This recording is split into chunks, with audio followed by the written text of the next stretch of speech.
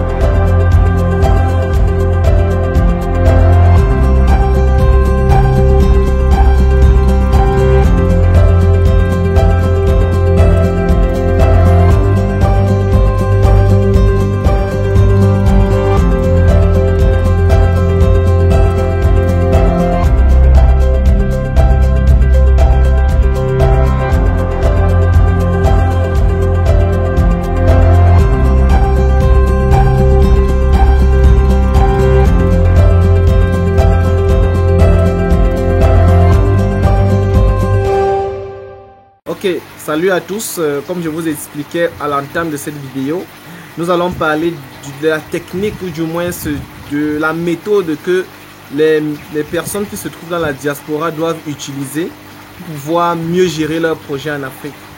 Dans des anciennes vidéos que j'ai eu à faire, j'ai parlé en fait de quelques clés, règles qu'il faudrait avoir et à maîtriser. J'ai même dit des 14 commandements qu'il faudrait en fait maîtriser pour pouvoir réussir son projet.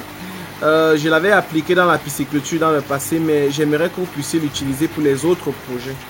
Souvent, vous allez remarquer que les gens qui sont dans la diaspora, ou du moins les investisseurs qui sont dans la diaspora, les patriotes de la diaspora, ont cette ambition de revenir en Afrique pour lancer leur projet.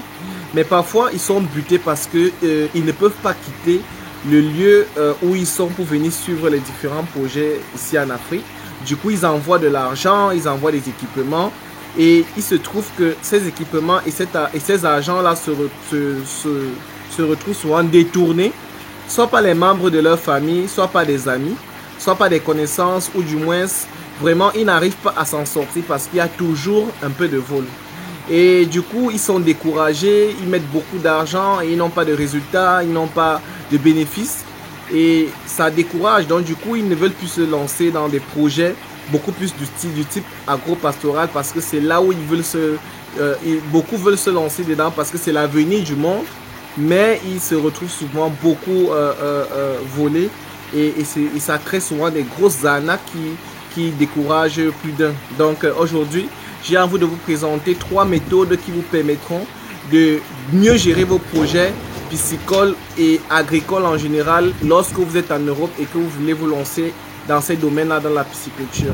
Désolé si je suis comme ça, je suis un peu souffrant, mais j'ai souhaité parler de cette vidéo-là, en fait de ce sujet-là, parce qu'il y a beaucoup de personnes de la diaspora qui m'ont écrit via WhatsApp pour me dire voilà, nous on a des projets comme ça et tout, mais on n'arrive pas à s'en sortir parce que les frères, est-ce que vous êtes disponible pour suivre nos projets?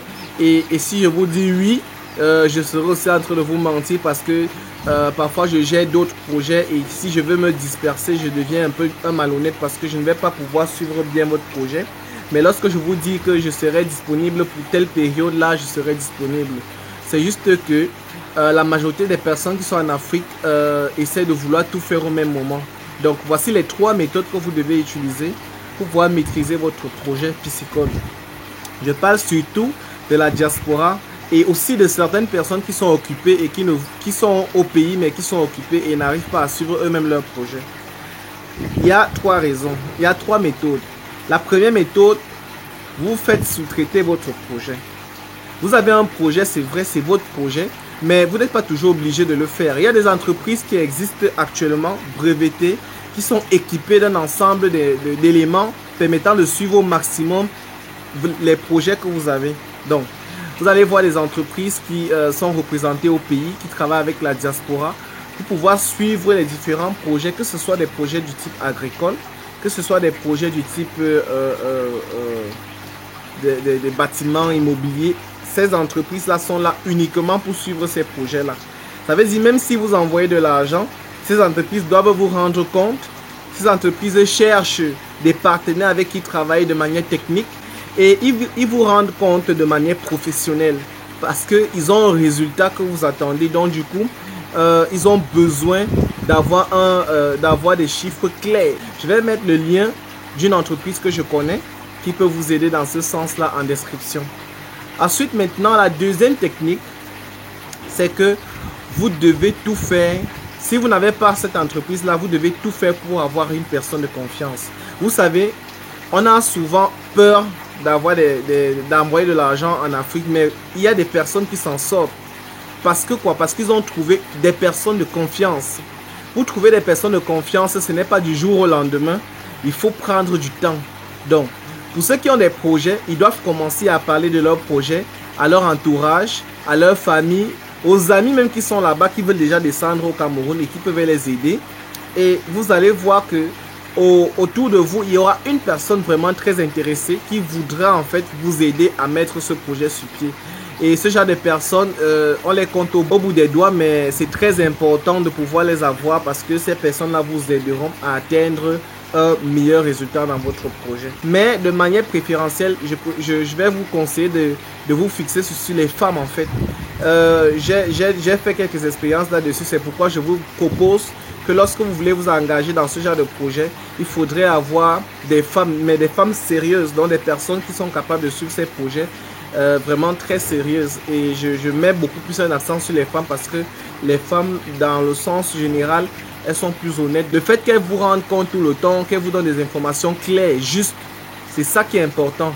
Vous devez mettre votre confiance en cette personne-là. Et je crois que pour l'instant, de toute l'expérience que j'ai eue, ce sont les femmes qui sont plus adaptées.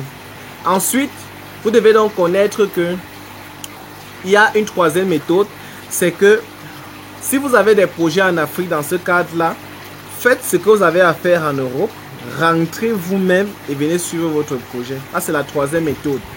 Ce que vous pouvez faire, c'est que vous faites le maximum d'activités qu'il y aura à faire là-bas en Europe. Et lorsque vous avez terminé, vous rentrez en Afrique avec tout le nécessaire pratique et vous lancez votre projet. Pendant ce processus-là, vous allez connaître, rencontrer des bonnes personnes, des mauvaises personnes. Vous allez rencontrer des personnes de confiance, de non-confiance. Vous allez même peut-être connaître des entreprises que j'étais en train de... Vous allez voir des entreprises que j'étais en train en fait d'expliquer en début.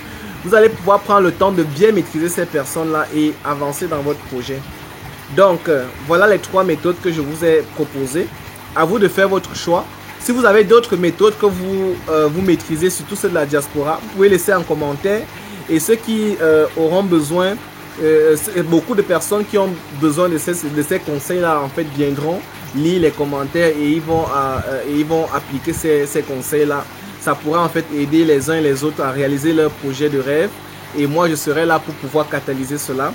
Je vous remercie donc de m'avoir écouté. Partagez la vidéo, abonnez-vous pour que nous puissions en fait grandir.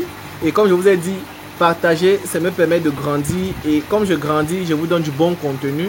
Et c'est pourquoi je travaille tous les jours pour la vulgarisation et la formation en pisciculture. Alors, ciao, je vous remercie.